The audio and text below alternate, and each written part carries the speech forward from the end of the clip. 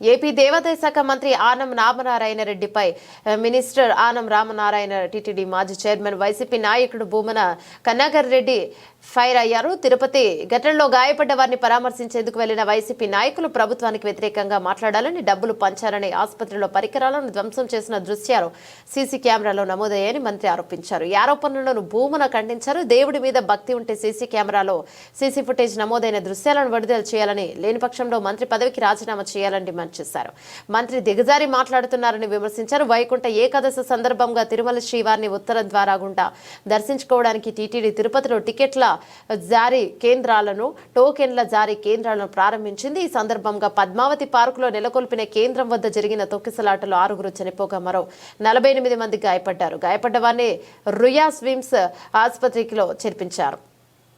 ఆసుపత్రిలో చికిత్స పొందుతున్న క్షతగాత్రులను ముఖ్యమంత్రి చంద్రబాబు, డిప్యూటీ సీఎం, రాష్ట్ర మంత్రులు పరామర్శించారు. వైసీపీ అధ్యక్షుడు మాజీ సీఎం జగన్ కు పరామర్శించిన సమక్షంలో క్షతగాత్రులు వ్యతిరేకంగా మాట్లాడారని, ఇక కవర్లలో డబ్బులు పంచారని మంత్రి ఆనం ఆరోపించారు. క్షతగాత్రులను అవమానపరచటం, చనిపోయినటువంటి వాళ్ల కుటుంబీకులను అత్యంత నీచంగా భావించటం, ఇంతకంటే దారుణం మరొకటి లేదు. అలాగే మేము అక్కడికి వచ్చినప్పుడు జగన్మోహన్ రెడ్డి గారిని అక్కడికి ఆసుపత్రికి రాకుండా చేయటం కోసమని అడుగడుగున ఆటంకం కలిగించింది మీ ప్రభుత్వం. దారిలో ఒక మాజీ ముఖ్యమంత్రిని అడ్డుకోవటానికి ట్రాక్టర్లు అడ్డుపెట్టి ఇంత నీచంగా వ్యవహరించింది మీ ప్రభుత్వం. ఇంతకంటే దారుణం మరొకటి ఉన్నదా? మీరు ఎన్ని రకాలైనటువంటి దుర్మార్గపు చర్యలు చేశారో జగన్మోహన్ రెడ్డి గారిని అడ్డుకోవటానికి.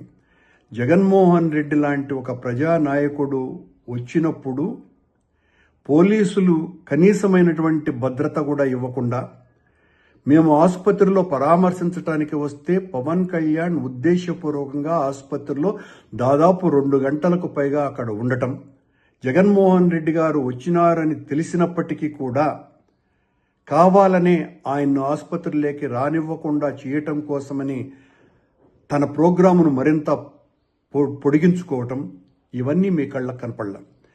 అట్లాగే నిన్న డబ్బులు ఇచ్చినటువంటి, మేము ఈ డబ్బులు ఇచ్చినామని వైసీపీ వాళ్ళ మీద మీరు ఏదైతే ఆరోపణలు చేస్తున్నారో అవన్నీ సీసీ కెమెరాలలో రికార్డ్ అయినాయి అని చెప్తున్నారు.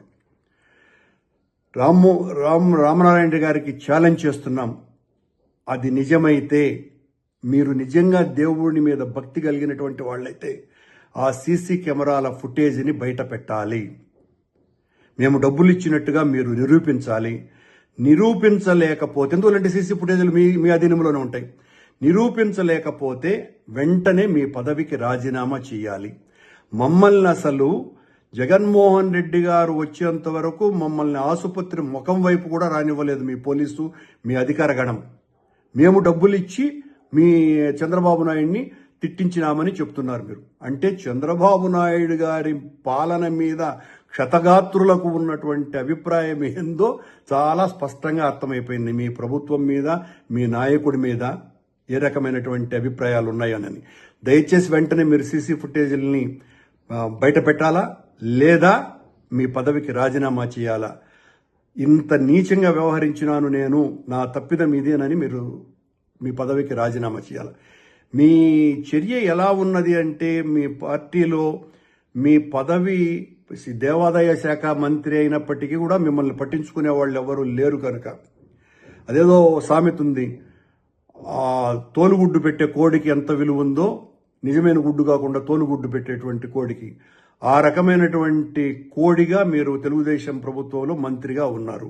తోలు గుడ్లు పెట్టేటువంటి కోడిగా మీరు ఆ సీసీ ఫుటేజ్ని వెంటనే ఈరోజే బయట పెట్టాలి. మేము డబ్బులు ఇచ్చినట్టు నిరూపించాలి, లేదా పదవికి రాజీనామా చేయాలి.